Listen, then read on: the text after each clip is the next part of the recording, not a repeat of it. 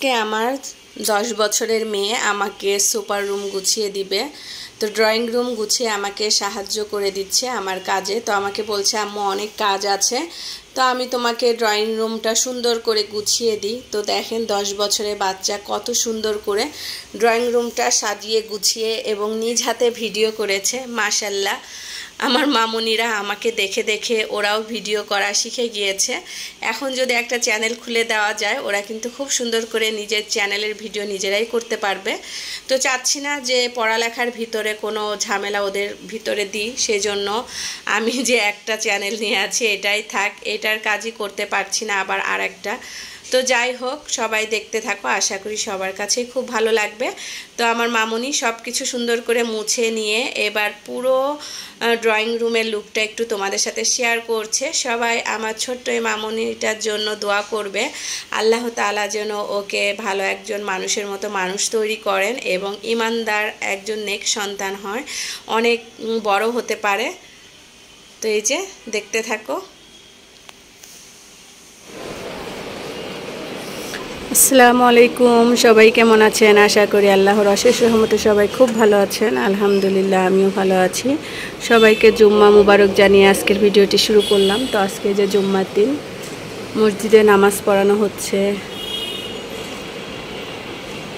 আর এদিকে আমি বলছিলাম যে আম্মু তুমি তো গাছে পানি দাওনি, তো গাছে পানি দিয়ে দাও। তো বলছে আম্মু আমি ভিডিও করি, তুমি গাছে পানি দাও। তো আমার মামুনি ভিডিও করছে আর আমি গাছগুলোতে পানি দিচ্ছি। তো মাশাল্লাহ, দিলে কিন্তু গ্রামে যাওয়ার আগে তোমাদের সাথে শেয়ার করেছি, গাছে আমি একটু বেশি করেই পানি দিয়ে গিয়েছিলাম, সেজন্য অনেক গাছই ভালো আছে। মাত্র এই যে একটা গাছই মরে গিয়েছে। তো এটা কিন্তু আমি থাকতে থাকতে গাছটার অবস্থা খুবই খারাপ হয়ে গিয়েছিল, গাছটাকে আমি বাঁচাতে পারিনি। তো এটা বলেছিল ইনডোর প্লান্ট, তো আমি মনে হয় এটা ইনডোর প্লান্ট না, সেজন্য এটা মরে গিয়েছে। তো এই গাছটা তোমাদের সাথে শেয়ার করেছিলাম যে দিনের বেলায় জেগে উঠে রাতের বেলা ঘুমিয়ে যায়। তো এই গাছটার নাম কি তো আমি সঠিক জানি না। আর এদিকে দেখো মাশাআল্লাহ, আমার মানি প্লান্ট গাছটা কত সুন্দর হয়েছে, অনেক গ্রো করেছে এবং অনেক পাতা ছেড়েছে, পাতাগুলো কিন্তু অনেক বড় বড়। তো নামাজ পড়ে সবাই বের হয়ে পড়েছে, দেখেন দেখতে কত সুন্দর লাগছে মাশাআল্লাহ। বাহিরটা খুব সুন্দর, যা জাঁকজমক লাগছে, ঈদ ঈদ মনে হচ্ছে। জাম উঠেছে, লটকন উঠেছে, কাঁঠাল উঠেছে, তারপরে উঠেছে ওইটা ড্রাগন, আনারস, আম, পেয়ারা, অনেক কিছু এসেছে আমাদের এখানে আজকে, ফলের সমারোহ মাশাল্লাহ। তো খুব জাম খেতে ইচ্ছা করছে, কিন্তু আপনাদের ভাইয়াকে আমার বলতে মনে নেই যে আমি জাম খাবো। এখন কি করব, বলেছি লটকন খাবো, তো সে তো লটকন আনবে কিন্তু জাম আনবে না। তো এখন তো আমার খুব জাম খেতে ইচ্ছা করছে, আমি কি করব বুঝতেই পারছি না।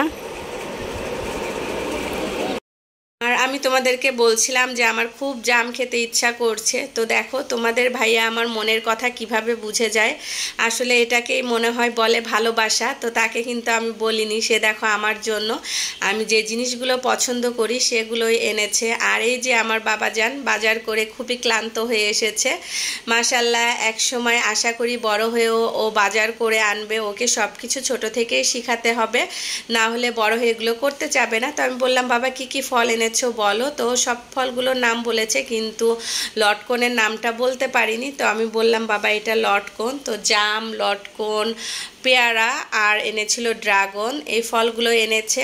আর নামাজ পড়তে গেলে তোমাদের ভাইয়া যেগুলো সামনে পায় সেগুলো তো আনবেই। তো এদিকে আজকে শুক্রবার জুম্মার দিন গরুর মাংস তো রান্নাই করব। আর আজকে প্রায় 4 কেজি গরুর মাংস রান্না করব। আর এই 4 কেজি গরুর মাংস আমি হাতে মাখিয়ে যেভাবে রান্না করি সেটাই তোমাদের সাথে শেয়ার করছি।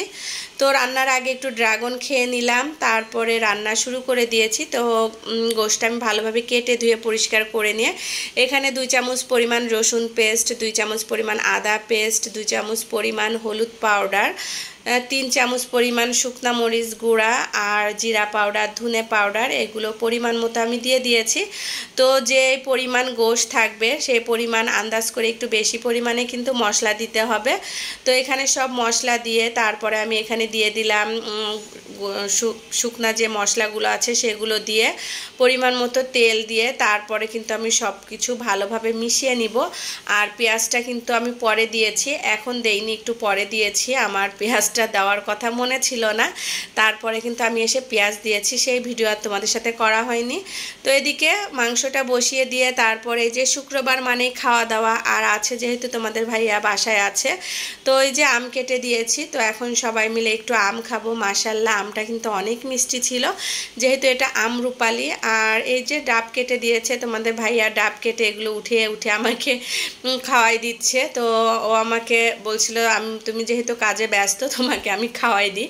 তো যাই হোক, আমি বলছিলাম যে না অনেক মজা হয়েছে, আর এই শাঁসগুলো কিন্তু খেতে ভালো লাগে, নরম ছিল, সেই জন্য অনেক ভালো লেগেছিল।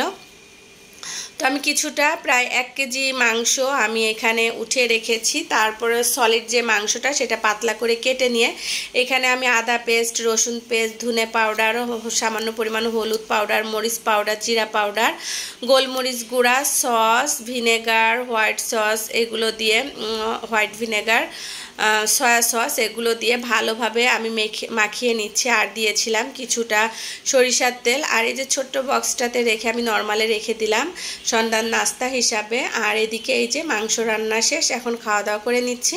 তো আজকের মতো ভিডিওটা এখানেই শেষ করছি। সবাই ভালো থাকবে, আল্লাহ হাফেজ।